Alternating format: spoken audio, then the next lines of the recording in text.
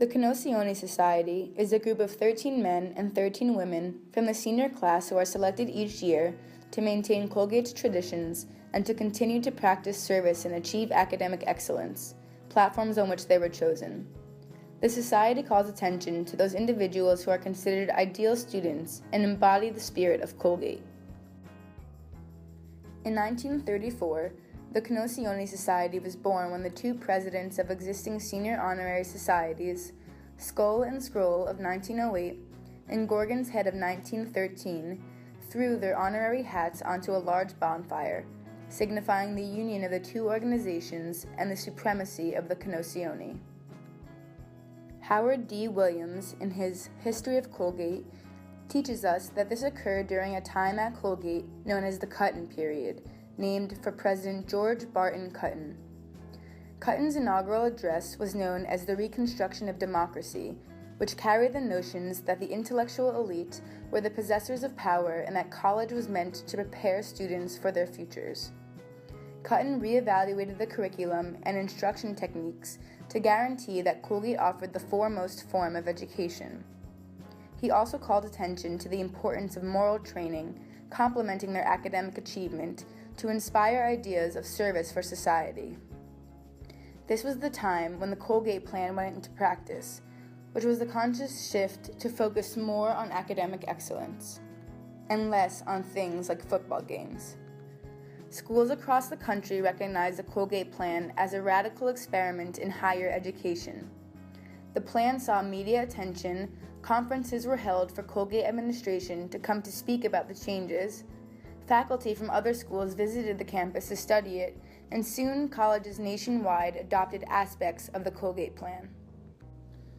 This plan to invigorate the intellectual breath at Colgate brought with it an expectation for quality and managed behavior by students. Colgate became a place of academic aristocracy. As the newly incarnated and superlative honorary society, the Konosioni were the face of the impressive standard recognized at Colgate. In the late 1960s, an explosive and radical culture leaked into the rigid cracks of the 50s.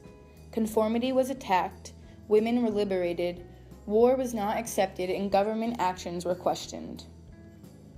In an interview with Arthur Clarke, a graduate from Colgate in 1969, he recalls that it was an intense time to be at Colgate. He describes an ardent divide on campus. Clarke explains dramatic sit-ins and thinks back to students sitting in the president's office all day.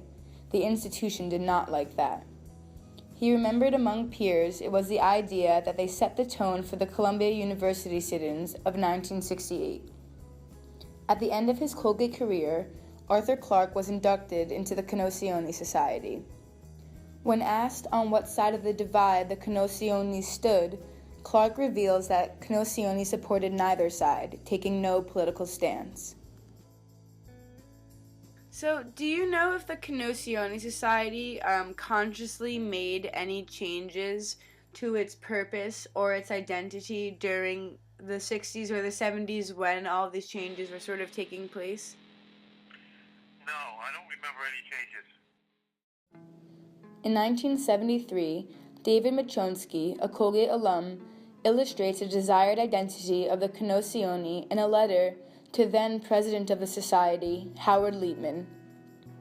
On being accepted into the society, Clarke relays that he wasn't sure what it was in particular that got him in, but what he did know was that he was expected to be an example on campus, a perfect student. The role of any honor society is to recognize those who are considered achievers and to establish a goal for the entire student body to strive towards. It is to separate out the best and create a standard that rewards excellence. With this in mind, President George Cutton established that grades and performance in sports was not enough, that for an individual to represent the most honorable at Colgate, a student had to have a strong moral compass. So how did the student's duty to act morally fare? Colgate's vision to reward those who cared about more than themselves was tested during the turbulent era of the 60s. Traditional viewpoints were questioned, and making the right decision was no longer simple.